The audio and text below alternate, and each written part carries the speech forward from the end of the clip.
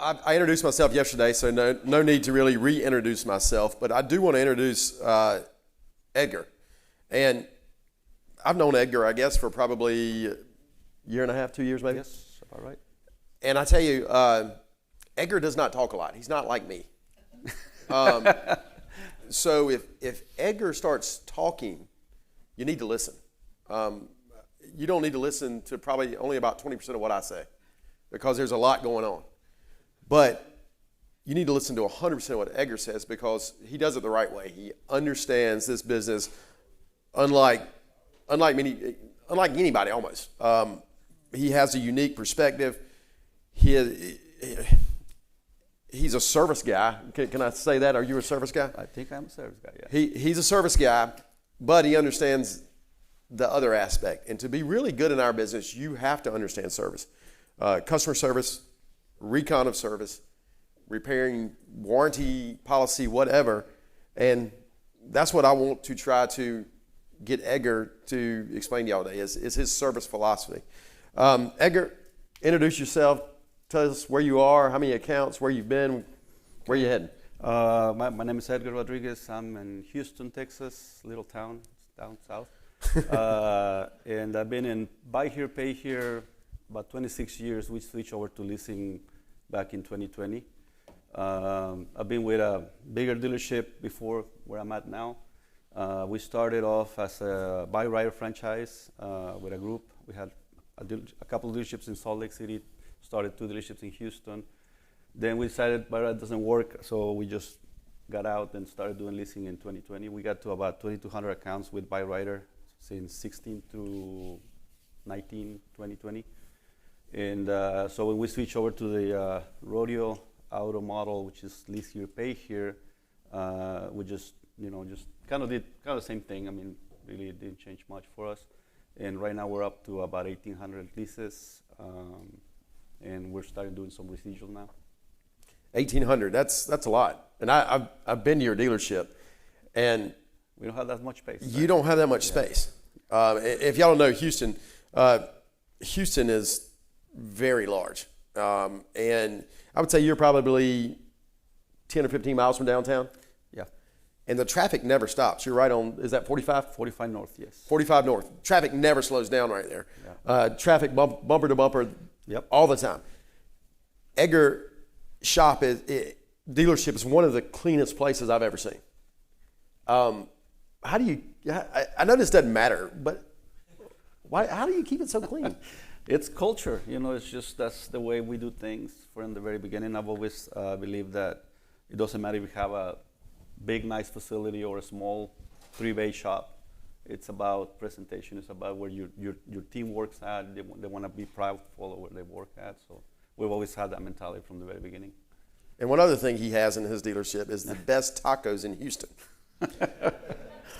I'm not kidding. He has a restaurant inside the service department, and pretty much, I mean, most of your staff eats there daily, right? Yes. So we are very heavy on culture and making sure that everybody's happy. And I think my wife had the idea of building a kitchen in the back. So I think, where are we going to do that? Well, we're going to do it right next to the shop. So we found a spot. We built the whole kitchen. We found a couple of ladies. They show up like around 5:30, 6 o'clock in the morning, do breakfast for the team, lunch, and then they're out of there in the afternoon. We do that every day. Do you think that helps your culture? It does. I mean, obviously our techs like to eat, so it's freshly made every day, so it helps. It just keeps everybody together. We just we're like a second family, and that's kind of what we do. Yeah, I would say culture is a big part of Edgar's team. They all share in what's going on. And if you've ever been to his store and you walk in, and next thing, and it's called Rodeo Auto, and every once in a while you hear a rodeo noise, right? What is that? So, we're a little goofy. So every time they finish a car, is getting ready to go to the front lot, we have this little yeehaw sound that we put on the speaker, and it just goes across the whole dealership. So, sometimes the customers are there, they hear the yeehaw, and they go, what's going on? Oh, there's another car coming to the front. Can I wait on that one? No, you already set on this one. So, but that's just to keep everybody, having fun. And think about this. it's a portion of recon. I mean, it's really just recon, right? But recon, it's the pride of going, okay, well, how many yeehaws did we hear today, right? Because every time you hear a yeehaw, that's another car for the salespeople to sell and another account for the collectors to collect. It's tying everybody together. And I think that's something that's hard for dealers to figure out how to do that. And just that little thing can go a long way to creating culture and creating togetherness. And I really love that. And Edgar has how many, 5 bays? We got 7 bays right now. 7 bays, and a small parking lot. And you can. I mean, at one point you were getting 120 cars ready a month. When we started rodeo, we started doing. We had 2 locations in Houston, 1 in Salt Lake. After the pandemic, we decided to downsize, just to kind of, it's kind of the things that have to make sure that the business goes in the right direction. And at the end, we decided to stay with the north location. At one point, we're told, let's kind of go ahead and not borrow anything. Let's see how much we can produce with our own cash flow. So we stayed at 70 units for about a year. We didn't borrow a dime from the bank. Then we decided to ramp up. We went from 70 to 80 to 90, and we got up to 120 for about 5 or 6 months. And now we're back down to 100 because we're in the process of getting a bigger facility to get the recon out of that facility to prepare for, growing probably in the next year or so. But we have to throttle production and sales, from 70 to 120 back to 100, and we can just move it up and down as we need to do it. And that's so. Think about this: he's getting 100 to 120 cars ready out of 7 bays. I mean, who in here could do that? I can't do that. We get 40 ready out of 7 or 8 bays. So one thing that Edgar didn't tell me this, but the more I listened to him, and we're in a Servers 20 group together, and the more I listened to him, when we visited his store, I understood that he is using recon to limit sales or to increase sales. Now we all can sit here and talk and think about, all right, how am I going to sell more cars? I'm going to advertise more, or I'm going to do this, or I'm going to do that. I don't think Edgar sees it that way. I think Edgar sees that the way I'm going to control cash flow, the way I'm going to control sales is through recon. Talk about how you've done that. You went into it a little bit there, but let's dig a little deeper. How'd you come about seeing it that way? Bill was talking about 20 groups. I was in a 20 group for many years, and I remember when we started looking at the composites. The previous owner I worked for, he used to see the shop as a black hole, and I'm pretty sure a lot of you see the shop as a black hole. You don't know what's going on. You just see cash going out, and nothing's happening. So I took that very, very seriously, and so the first thing we started doing is tracking. You need to know where you are, tracking, how much we're spending, how many hours per ticket on every car. We're tracking productivity. So that allows us to know what the capacity was of every guy in the shop, every lift in the shop.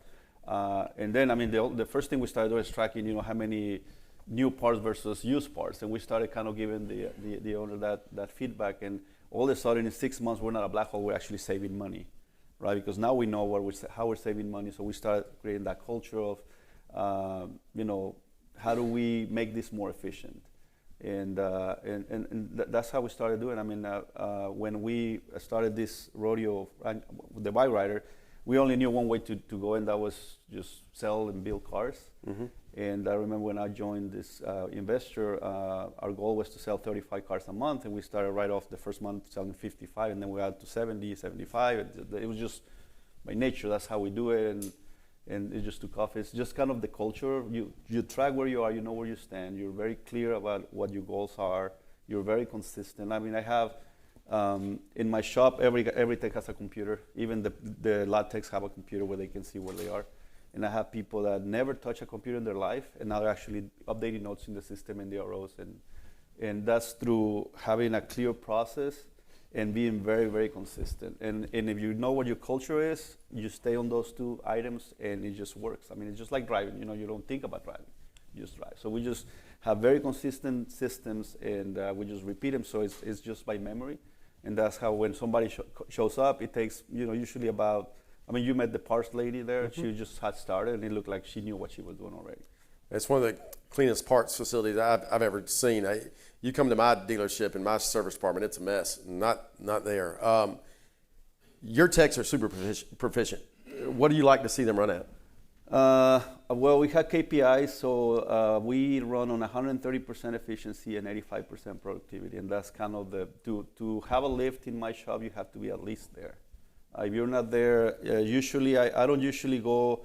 Maybe the tech is not producing. I look at my support team, and that's the other thing that I've seen is you can run it through the techs, but I think if you have a good support system, and that means you know in advance what you want to build. You know in advance what your target list is for the day, for the week, for the month. And you make sure that all the parts are there timely. And you have technicians that love what they do, they just produce. I mean, when we have the right amount of WIP or work in process, I've seen R&R guys get up to 140, 160% efficiency. But I mean, they just have a queue, they just go car after car, car after car, and everything is already built into the system. Yeah, techs don't like to sit around. No. So if your support staff is built properly and understand your expectations, Yes. they can do it, right? Yeah.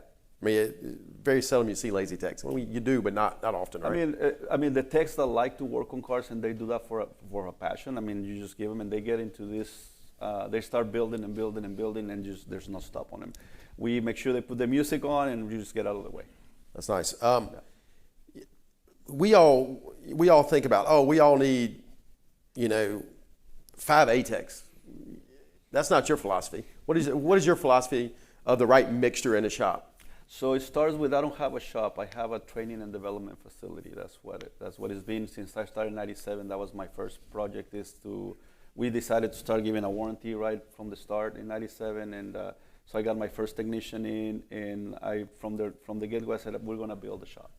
So 3 of my R&R guys, I've known them since maybe 15 years ago. They were lab techs, detailers. And now they're R&R guys. They're doing 150, 160, considering that the whip is there. So I found out that you have to have the right dia guys. I mean, you have 2 dia guys that believe in training others, and then the R&R guys you can build. I mean, I have a kid, one of my dia guys, his kid just got out of high school, and I brought him in summer school, during the summer break, and I told him, you're gonna come to the shop, I wanna make sure that you like the environment, you like the heat, you like the grease and all that. I wasn't expecting for him to produce anything. He was there, he was happy. After he arrived at high school, now he's full-time, and he's going to technical school, but right now he knows how to do ACs, how to do brakes, and it's been there 6 months. Because my older guys will teach them, the skills. And he sees that he's got buddies that are in school and they're not even touching anything yet, and he's already doing these things. So we have just a culture of we share everything that we do, and we have 2 dia guys that all they do is they share knowledge. Do your dia guys, do they ever turn wrenches? Yes, they do. Okay. So I have. So I think having there's 2 types of technicians that I've seen over my history in the car business. You have your service tech and your recon tech. Your service tech is more into the maintenance, the processes, make sure that everything gets done right the first time. Your recon tech is more of a cost-mindful technician. If it can be repaired, he's going to fix it. He's not just going to ask you, I have a laundry list of parts that we want to replace because that's what the maintenance schedule says. They're more into, and what I found out is when you start training your people about your fiscal, element of your dealership, and they know where they need to be at so the dealer stays on, it's easier. So we have a combination of a good dia guy that's very process driven. He knows service, by heart, but he also loves to train other guys. And then we have another guy that is the dia guy that he is going to find how to cut cost and make sure that the car lasts for another 8 months and just put it on the street. So those 2 guys are kind of the drivers of the rest of the guys. Now my other guys, the R&R guys, the parts changers, you can always train. You can always train somebody to do brakes, to do AC, to do all these things, but you got to find the right people in your support team. The manager, that is somebody that really believes. My recon manager, he was my parts guy many years ago. Last year he took the challenge, so we've been training on. So I hardly go in the shop anymore. I mean, he's just there. How many of you would like to never have to go into your shop again? I know I would. I have visibility. I know where they are, but Yeah. I mean, so when I'm there is what do you need? What can I do to help you get to your goal? And usually the question is, if you didn't hit the goal last week, do you know why? And what are you going to do this week to overcome that? And that's usually the conversation. And by the time we have those conversations, they already know what happened. Yeah. And they know what they're supposed to do, and they always meet the goal. I just learned something again. I love interviewing people because a lot of times I learn way more than I'm giving out here. Hiring techs is a bear, and we're not producing enough. But it sounds like you're training your own techs. Mm-hmm. Do you ever have to hire techs, and if so, where do you find them? Yes, we've when we started By Right, they have a particular system in hiring people, and I went through a few techs, but I think the main thing is you need to know what your standards are. If you don't know, we've been in many conversations with how do you hire the right tech, and everybody's paying really top dollar for just skill. So a lot of people just hire the skill guy, right? The guy that has the knowledge, has the ASC certification. They want to bring him into their shop, and then they find out they're really no good or they have a bad culture. So I think if you know what your culture is, one of the things that I've noticed is when your culture is super clear as to what your productivity should be. Actually, I use productivity to actually let them know, let the tech I hire, let the other guys know that he is that good. And I usually tell them, when I'm interviewing, I said, so what's your efficiency? They were like, what are you talking about? I said, so you say you're really good, so what's your efficiency? He says, what is that? Yeah. And if he doesn't know, he has no idea. Then I just tell them, this is how you track it. And they go like, oh, well, I've been doing this 20 years, so I'm 100% efficient. I go like, well, then you're really not that good. So you're not hired, right? Yes. Yeah. And another piece is just visibility. My guys know where they are every week, so they can see each other, and they can see who's slacking off and who's not slacking off. So it just helps. Yeah. It's a pride thing, They want to know if I'm the best guy, what's my numbers, and then they can actually go off of that. What are you paying your technicians in Houston? Because I think Houston's probably a microcosm of the rest of the U.S. So I think your number is probably close to what everybody else's numbers should be. We pay hourly. We work 45 hours a week, Monday through Friday, and Saturday is optional. They can go in there and get some overtime. And we start from 18 all the way to 30. Okay. And like my high school kid, he's making like $18 an hour. He's already doing ACs, but he's gonna go to school. And my goal for that guy, and when I talk to him, I ask him, "What do you want to do?" He says, "I want to build fast cars." And I go like, "Okay, so my goal is to make that guy my first master tech with all the credentials and everything, so he knows." And what do you think you're going to have to in Houston? What do you think you're going to have to pay a master tech like that? It depends. I mean, I tried having master techs. I tried with two guys, and I paid them like $110,000 a year, mm-hmm. And they just didn't have the right mindset. So most of my other guys, saw the BS because every time it was going like, well, you see this patch right here? That's what you're supposed to do. So it's really tough. You need to get people that believe in what you are doing, and in my case, we grow people. Yeah. And I don't mind paying, like my foreman, he's a builder. He likes to build teams, and I pay him $92,000 a year, but he builds techs. So the two guys that I have, he's already shown them how to do ACs, he's already shown them how to do all the other stuff. They know the workflow. And again, it just keeps the pipeline. Right now, my constraint is space. Yeah. You definitely have and it actually leads us into the next thing we're going to talk about. And I've been on this recon facility kick for a bit. Like, I just think it's such a great idea to remove recon from your location, if you can. But if you have enough room at a location to kind of corner it off and let it be its own, Nick did this on a grand scale, and Stan is doing this as well. But it's really important to have, when you're doing 100 plus cars a month and wanting to scale up, to have a centralized recon facility. Kind of walk us through. I know you've been trying to put this together for a year at least, yes. and had some property issues. Why do you need a recon facility, and what is it going to look like in your scenario? So I love when we had the breakout sessions yesterday where what Nick was, they ask him questions, and I think it begins, like Kobe says, with the end in mind. What do you want to do? How much do you want to grow? Do you really want to grow to 6,000 accounts, 5,000 accounts? Do you want to stay at 500 accounts? But I think you have to start where you want to be first. When we engage the investor that I work for right now, we ask him, what do you want? And that's the first question. He says, well, I want to have a big portfolio. I want to be a bank. I want to do this. Okay, so we work off of that premise. My previous dealerships, we got up almost to about 6,000 accounts. We have a much bigger facility. So we've actually, this rodeo gig is a little bit step down from where we used to be before. But I think the key question is, if you want to be small, there's nothing wrong because you're making money, you're comfortable there. But you need to have an idea of where you need to be at. And in our case, the idea is to move the recon out of that facility. Because right now we can hold about 45 to 50 cars frontline ready. We can do easily 120 out of that frontline inventory. But if we move the recon facility out of there, we can probably get that store to do 180. And then we just want another facility to be able to produce about 300, 350 cars. And one of the choices we made when we opened Rodeo is we were going to focus on production. And we decided to outsource all our customer work. So another thing that we focus a lot is on relationships, with your local vendors. We actually helped one of my porters became a body guy. He opened his body shop and said, I'm going to be your first customer. I'll be his first customer forever. But you have the leverage, so we decided to outsource all our service work, so we've been paying, that service. We want to bring that back in-house. We want to bring body in. We want to bring tires, alignments, all that in, and make our shop a one-stop shop. Create some revenue, and with the revenue, put it back into the dealership to sell maybe another 10, 15 more cars, whatever we can do with that.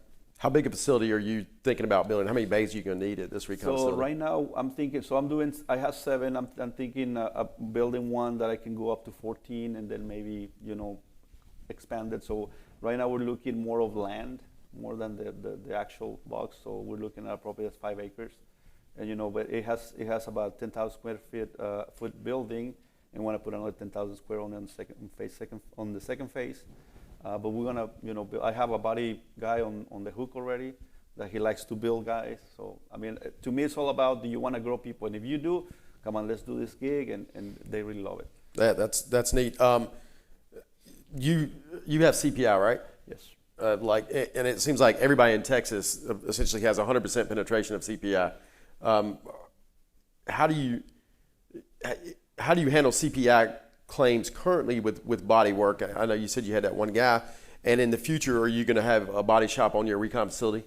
Yeah, so right now we have what we call a warranty administrator. When we decided to solve the customer service out, we created a warranty administrator position, and what they do is they process claims, whether they're mechanical or body claims. So she talks to the customer, and it just opens up the claim. We have 2 body shops that we partner with, and they process the claims. And that's pretty much how it works. On the service side, what we did is we created a Google Calendar, and that's how we do our appointments. So technically, every collector has access to that Google Calendar. So we had 4 shops where we outsource work, and we created the events in the calendar. So when they get a call in, they say, my car is broke down, they look at the Google Calendar, see which box is open, and they just set the appointment. And the shop is linked to that calendar, and it's just a simple Google share calendar. So when they actually set the appointment, the customer gets an invite on their email, and the shop gets an invite of that. Then the administrator goes at the end of the day and just make sure that the concerns are right.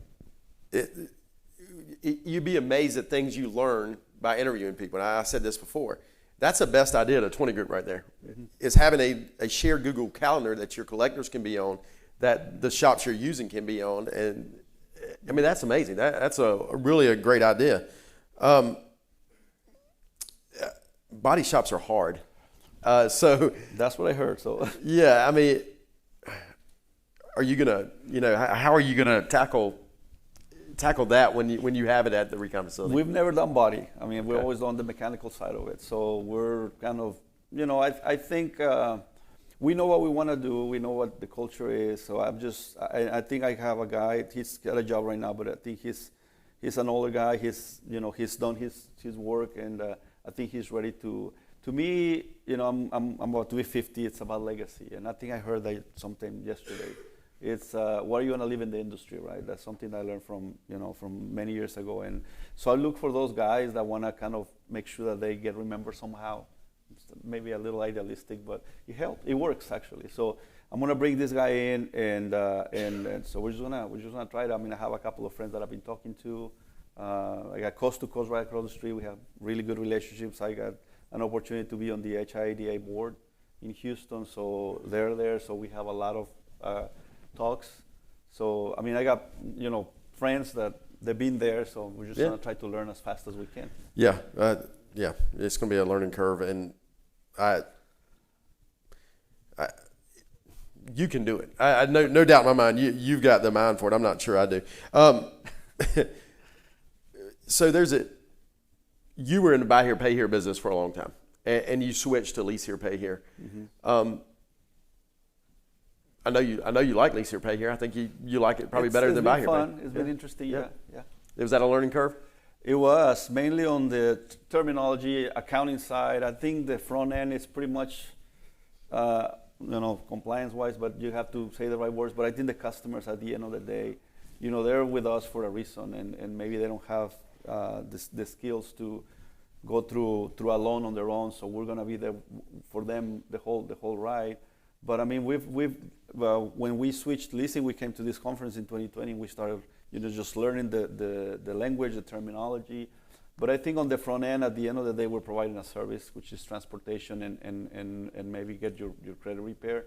So I think that doesn't really change from when you're doing buy here, pay here to lease here, pay here. I think it's the same thing. Is there any difference in the service side of it? No, we haven't seen. I mean, customers don't know how to repair their credit, and they don't know how to repair their cars. So that's what we're there for, right? Yeah. We're there the whole 36 months or whatever, how long they stay on the books, and you just gotta know that you're gonna have to provide that assistance one way or another. So we've got about 15 more minutes, and I'm gonna switch from the service side to the collection side. Okay. And you've done something I think is very unique, and I think actually Nick may be doing this as well, and that's you've taken a chunk of your collections and moved it offshore. How did that come about, and does it work, and what does it look like? That was right after the pandemic. We started struggling with people wanting to actually come and work. Everybody wanted to work remotely, so we hired some people. We had a little bit of turmoil in the collections department, and I emphasize relationships because we met a friend through another friend, and we started talking about we had some friends in Honduras, and so we went over there and visited, and we were just talking about the business and maybe considering doing a call center thing. And they had a friend, so the friend shows up at the dealership. We started talking, and we decided to engage with this call center. It's not a typical call center. They call themselves BPO. It's a business process outsourcing company. They focus mainly on your processes, and they try to mirror what you do. But one of the biggest decisions we have to make from the very beginning is how much we were going to invest in this relationship, right? Because if you put your hope in just the call center alone, you're probably going to fail. So we decided, my wife spent a lot of time with this call center, from the first months, and right now, I mean, you can tell the difference. They use our system, our software, our phone, so people don't even know they're in another country, because we taught them how to be we call them customer care agents. So we showed them how to do everything from A through Z. And at any given point, there was one lady that was actually as good as our best collector in Houston. So we also gain,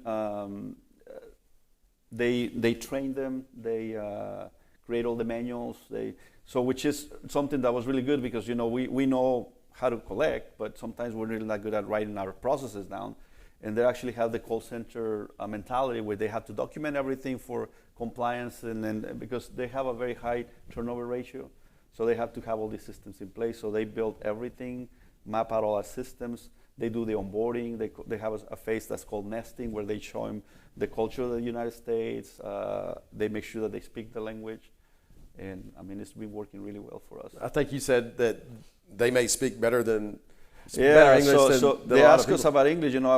We had a salesperson at one point in the front of the house, and these guys actually spoke much better English than the sales guy. But so I mean, we are in San Pedro Sula, so that they're in a place where there's a university and there's a lot of people that have that influence. So plus there's a lot of people that lived in the U.S., went back home, and they work for these kind of companies. So they're very, very pro-American. So do people in other countries understand subprime credit customers and how to collect them, or is that something you really have to instill in them? We made the decision to train on the culture, on the buy here, pay here culture, because if you just focus on a call center, somebody just to answer questions, then that's very different. What we actually did is we taught them how to think, be proactive, resolve conflict, kind of understand the customer.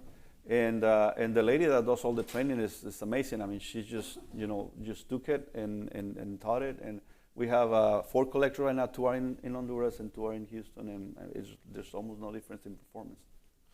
Could you see moving it all to Honduras? That was kind of the idea, is if we ever had an emergency or something happened, we have a backup. And like, for example, when we're closed, they open and they collect. So we have a remote site where they can actually do exactly the same we do if we have an emergency. We have somebody, which we had at one point, we hired 2 collectors, and within the first week they quit.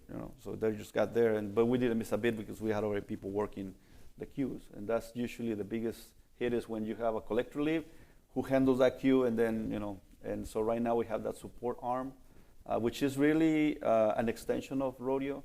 And surprisingly, we've in the process of hiring another, and they have other businesses that they do work for. And one of the guys is actually trying to apply in our brand because they see the stability of the collectors in our model over there, and they go like, I want to work for that company because they train, and they're not in the phone just answering phone calls. They actually get to build relationships. They know customers by name.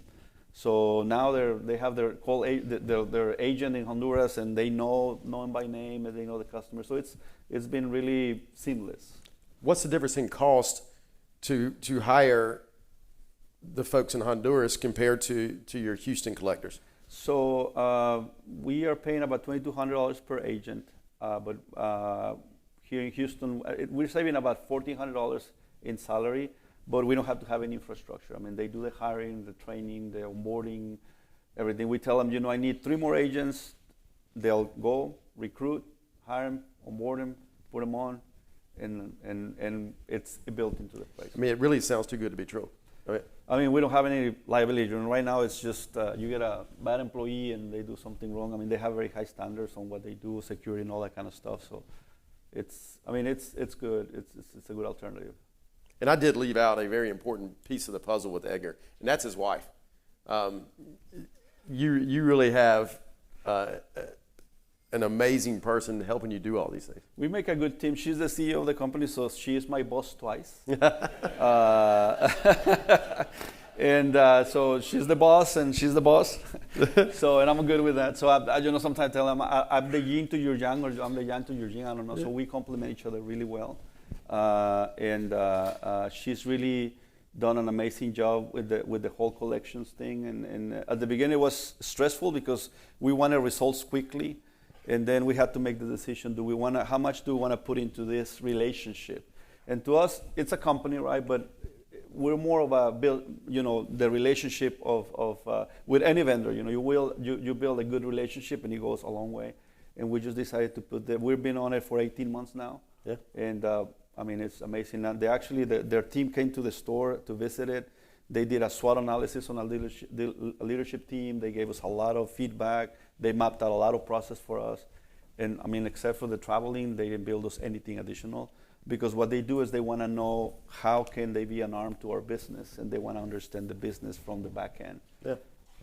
So, is there anything that you've learned from having this offshore arm that you brought back into your dealership in Houston? Mm-hmm. Are you going to offshore some more things in your dealership, or?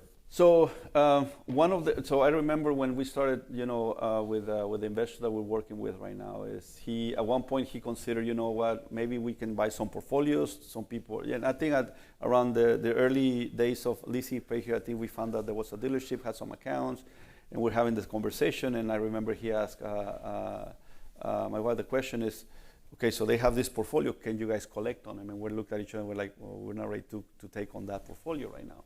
So part of the decision to have this extra arm is if we ever had the opportunity to acquire some accounts, all we have to do is just call the call center and say, can you get me 2 more agents? And they can put them on, and we can just put that on the arm. That's neat. And that's kind of that's the reason why we had to put so much time and effort into building this relationship. Now, I don't know how much Nick is paying, but I mean, for us, it seems to be working because we don't have the headaches of having to hire. We actually got one of their agents is a supervisor, so he takes on a queue. He makes sure that, they track so much stuff, and a lot of the stuff that they're doing, we're actually now mirroring in the leadership. Okay. So it's helped us, kind of get our agents up to par. Well, that's great. Edgar, that's all I've got for you, but there might be some questions in the audience. Tim, is that okay? Okay. So a comment first. Those who had to leave early really missed an opportunity here. This is really great stuff. But a question, and bear with me because I want to be as specific with the question as I can. Edgar, you talked earlier in the reconditioning thing that reconditioning for you translates into sales. So with most of us in the room, you could recondition a lot of cars, but if you didn't have the sales process and the advertising, whatever, that wouldn't. So I want to understand how specifically you feel like your reconditioning translates into sales volume. Because we built, so when Marcela, when she decided, well, we want to bump it up from 70 to 80 to 90 to 100 to 120, you can ramp up your marketing, you can ramp up your advertising, you can hire another salespeople, but are you going to have the number of units in the front? And so given, our sales staff, the certainty that we can produce, and here's where, most people try to get everything. And if you don't have the capacity, outsource. If you have to outsource. But if you're going to outsource, build relationships with. I remember Nick's story yesterday with his with Diaz. What's his name? Your director of service. Oh, Dave Garcia. He started as a relationship, right, with this local shop, and now all of a sudden now he's your main guy. That's how we started with a lot of our people. Is you build relationships with local shops. Because one thing that they know that we have is steady business, because we're always gonna have business. So you build those relationships, and so now they know that we have what capacity we have, and right now when we decided to go from 120 back to 100, she was telling us, so how do we maximize the capacity of the shop? Because now we're gonna build 20 less cars. So now we brought in service work. So now we're doing customer service work in the facility. So we just divided the shop in 2. And now we got 2 techs designated to do customer service, so now we're saving. So knowing your capacity of what you can produce in the back helps the front of the house to know how much to throttle or slow down.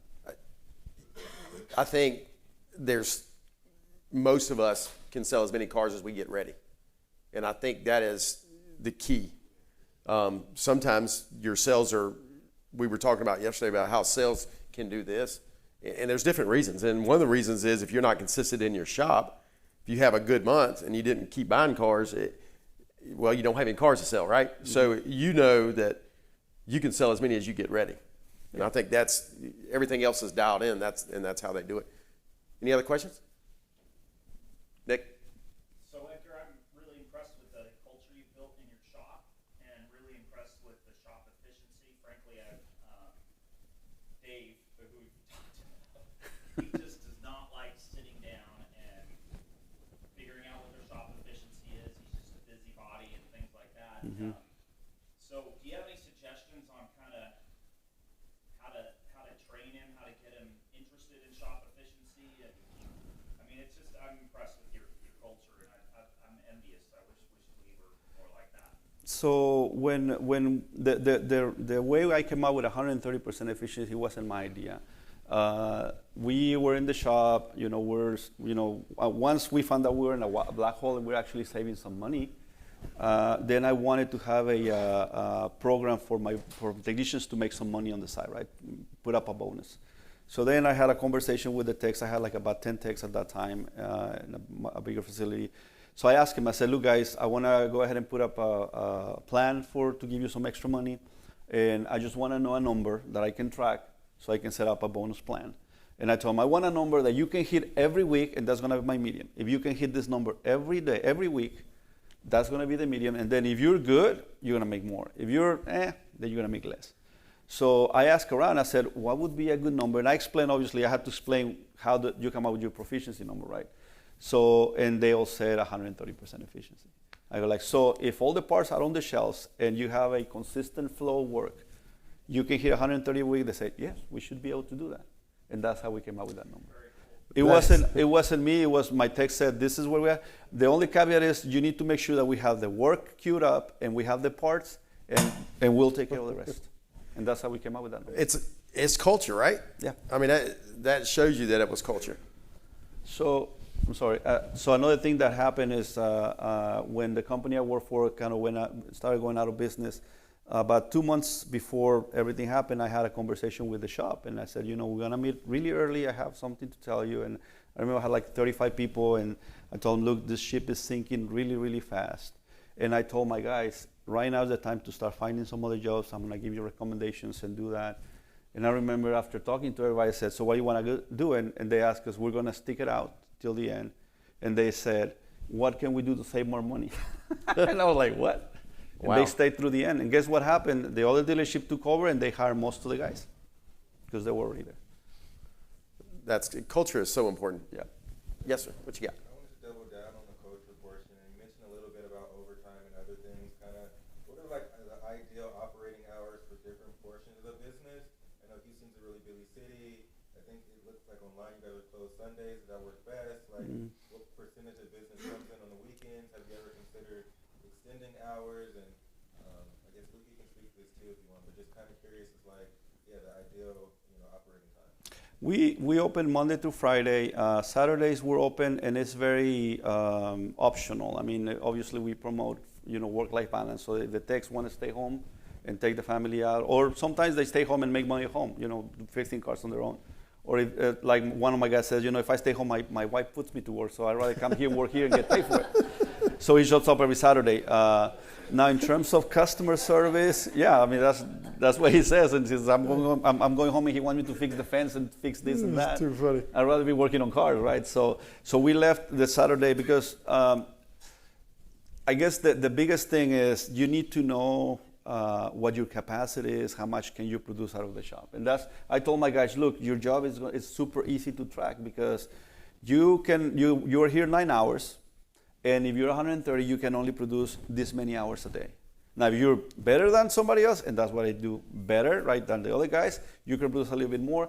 Do the math, and that's how many hours you can output out of your shop. Yeah. Everything else you just have to outsource. I mean, there's no going around that. So in terms of customer service, that's the reason why we decided to partner with local shops. So in the event that we needed that, some shops are closed on Saturdays, but at the end of the day, we all struggle to that. I mean, if the car breaks on Saturday afternoon and we're closed, I mean, there's nothing much you can do. So the customer thinks you can, though. Yeah. but then, again, I really like the mobile tech idea. Yeah. It's something that we're going to look into it. But, I mean, it's just part of the business. So the sales floor is just 9 to 5? The sales floor opens at 9, 7 o'clock, and they open on Saturdays. We've been actually thinking about closing Saturdays, but, it's something that we've been... We are closed on Saturdays. We started closing on Saturdays during COVID, and it did two things. It allowed me to have a very regular schedule with every employee because we were working 10 to 4 on Saturdays. So if you work Saturdays, you got a portion off during the week, and you just never knew when you needed the right people there, right? Mm-hmm. So it simplified that. I thought we'd have problems with collections not being open on Saturday. That has not changed one bit. Sales have actually gone up, and when you're closed on Saturdays, your phone doesn't ring either. Because if my dealership was open right now, I would be dealing with 10 fires, right? We decided to close collections on Saturdays. I mean, there's so much technology right now that people can make, payments wherever they are. And we've tried, closing collections on Saturdays.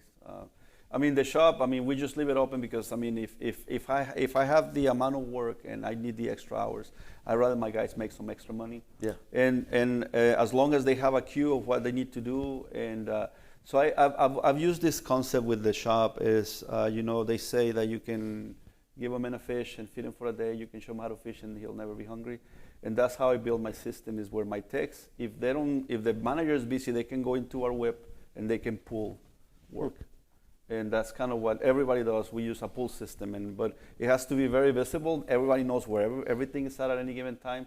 And if I'm stuck over here, I'm going to put it on the side, I'm going to look at my whip, and I'm going to grab a card, put it under my name, and go to work at it. So and again, it's back to culture. They just know, because techs like to work on cars. At least the techs that want to work, right? Yeah. Anything else? Who do you have working with your techs on Saturday? Do you have, parts guy or manager? Nope. They have a queue, and so I'm very heavy on my staff, on my support team, which is the manager, a parts person, the foreman, and the lot techs. I have to have lot techs because the space is very limited. Mm-hmm. And actually, I went from having a porter to a lot technician, and you go like, what's the difference, right? The porter just does things. The lot technician thinks. They're more logical. So my lot techs actually know how to move cars in the queue, and one of their jobs is to make sure that the cars are available, the keys are available for the tech, so they can go in and just grab them and go work on them. So everything's already queued up. The foreman does everything on Friday, and they just go in Saturday, and they just, either they're doing R&R or they're building whip for the next week, evaluating cars. And they're just on cruise control. They just know what to do.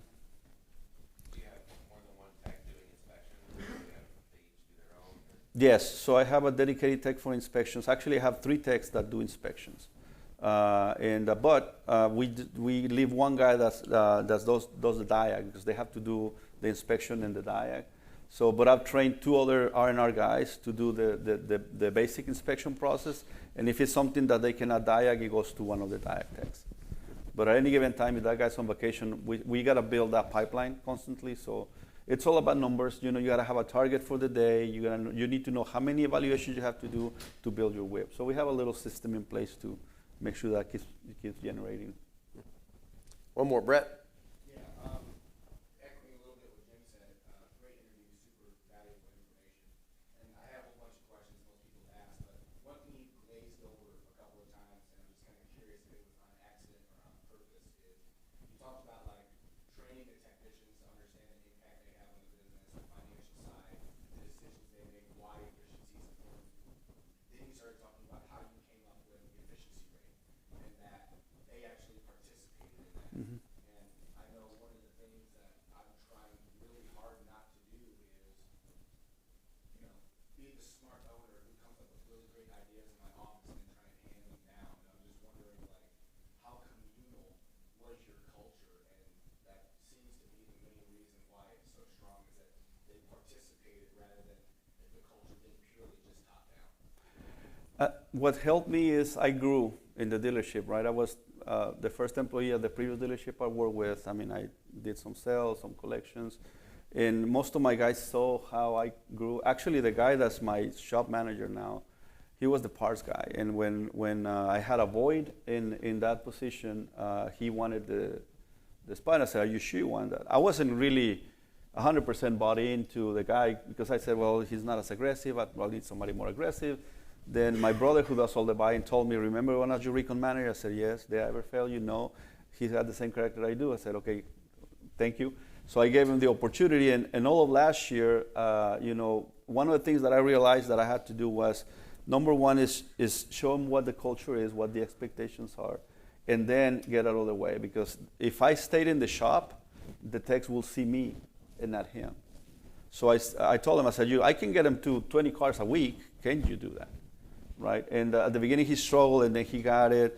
But then when the guys realized that I moved out and now that he was the boss, they saw that he was growing as they were growing, and they just said, well, He's not perfect. He's still making mistakes, but he's growing just like I just messed up that, breaks back then, and because I'm still learning. So we just have this culture. Everybody's learning every day, and they just took him and they run with him. Is he perfect? No, we're not. We're here because we're learning so much stuff from everybody. We're always learning. But to me, that's kind of the mindset of the shop is we're here to learn from each other and grow together.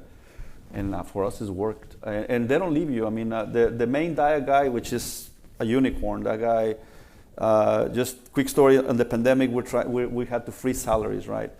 So, because we're making some adjustments. So I talked to this guy. He can be a master tech. He doesn't do it because he doesn't believe in the patch thing, but he has the knowledge. And he loves training people. So I said, George, we're going to have to freeze salaries. So for this year, we're going to have to be put on. I just wanted to let you know. And you know what he said? Well, you can lower my pay a little bit. I mean, I can take a little pay cut if you need the money. And I'm thinking, like, shut up. Shut up. I'm trying to make sure you guys don't leave. I mean, that's real culture right there. But then again, he's very shy, very introverted. So he's built a family. He goes to fight for every tech in the shop. He could move to another dealership, make $160,000 a year. He doesn't do it because he says, I don't like politics. He used to work for Texas Direct Auto when the other place went out of business. And when I opened up by the bike ride, I called him and said, George, what are you doing right now? I have a job. And I said, okay, so are you okay? I said, it's a job. And I said, well, I'm getting ready to open up another shop. I said, when do I start? And he just came on, and but it took me 3 years to get him out of the shop he was at. Yeah. So again, and I can stress this enough, I think it's culture, but again, culture begins with where you want to be. And I really value what Nick shares, Stan shares, what they all have in common is they know where they want to be. They know what their culture is. They know how their dealerships look like. And if you cannot, if your team, whether it's a collector, a salesperson, or a shop, cannot see that and it's not clear enough, you're always going to struggle with turnover and not having the right people. So I think that's the first thing you got to dial in. Well, we took too much time, Tim. I hope everybody enjoyed. Thank you, Edgar. Thank you. But that was so. Appreciate it. Thank you, buddy. Yeah, before you guys get down, I have a couple questions, and I'm curious couple. I always have questions. I'm curious, just from interest in the room or intrigue on outsourced collections, if that's something that you are now thinking a little bit more about since you're hearing Edgar's experience. There's not a lot of options out there. And I mean, Edgar developed it essentially himself with the culture of your team. It's pretty remarkable. What size, how many accounts do you feel like you need to have in order to outsource collections? Well, it depends. I mean, if you're just starting and some of the guys that are just barely starting, if they have this kind of opportunity. And when we were talking to this call center, this company, one of the talks was, one of the driving forces to do this is we believe a lot in helping our industry get better. And obviously we know most of our peers are struggling in collections, struggling with hiring the right people. So I told my wife, let's go ahead and invest some time into this. If it works, it's something that we can share with the industry. And if you don't have that, I mean, they can start. Actually, we have one guy in Houston, I think he just engaged in one. And actually, the funny thing is that the collectors that we have right now in Honduras, they were CSRs, customer service reps, and they build them into full-fledged collectors. So they've gone through that curve of taking a CSR into that. So, and the idea was for us to be the guinea pigs, try it out, and then share it with the industry. So I don't think there's a limit on the size. I think you could start, you can start with one and maybe build up to 500 accounts, and maybe that one, it's it, right? But one thing that I've heard many times in 20 groups is if there's one department you want to be short-staffed, it's in collections. So it never hurts to have one extra collector because you never know what's going to happen. So that's kind of what we did. It was a little bit of an extra expense on our dealership at the beginning, but right now we have an infrastructure that if we wanted to buy a portfolio with 1,000 accounts, we can put up a few more people there, and we're just I don't know one person that's had a negative experience with offshore stuff. My team and I flew to Chihuahua, Mexico last weekend to visit our Mexico team. We have 17 people there and doing all kinds of different stuff for us. And we just couldn't find anybody in the U.S. And even if we did, what the pay, $18 an hour wasn't getting it done. And so this has been a huge help to our community, and I love it. And we went direct. We don't have any third party. We we knew people in Chihuahua, and they helped us hire our team. And we just set up their laptop, give them headphones, and we're in business, and it's been amazing. One of the best things I've ever done in my career. Yeah, we've just been talking about how can we stop the bleeding in our own organizations, increase the health, and increase profitability, and what a great opportunity to do that. And that's the key. You have the contact. We tried doing that in Monterey. We're originally from Monterey, and we couldn't take it off because we didn't have somebody that we knew in Monterey to build it. It was and it was expensive. Monterey is expensive. They wanted almost the same salaries that we have in Houston. So, but then again, it's having that relationship and that contact. And again, we took that leap of faith with this company, and I mean, for us, it's worked. So. These people that work for us, we're paying them $8 an hour, and most of the third-party people charge $15 an hour for their people, and they pay them $4. Oh my. $8 an hour got us top quality people. We have had 0 quit on us, 0, and we've been doing it for about a year. So going direct, if you have contact, and I'll bet you in Mexico, I mean, if you're anything like my company, you've got a lot of Mexican folks working for you, and they have relatives. The other really cool thing about Chihuahua in particular is almost all my employees grew up in the U.S. They speak perfect English. And then the other thing I love about it is we're the same time zone. So it's just one huge benefit after another that's making it just amazing. The other thing, they want to work from home. They like to work from home. It's a huge competitive advantage, and you can hire the best of the best if you're willing to accommodate letting them work from home. So win, win, win, win, win, win, win.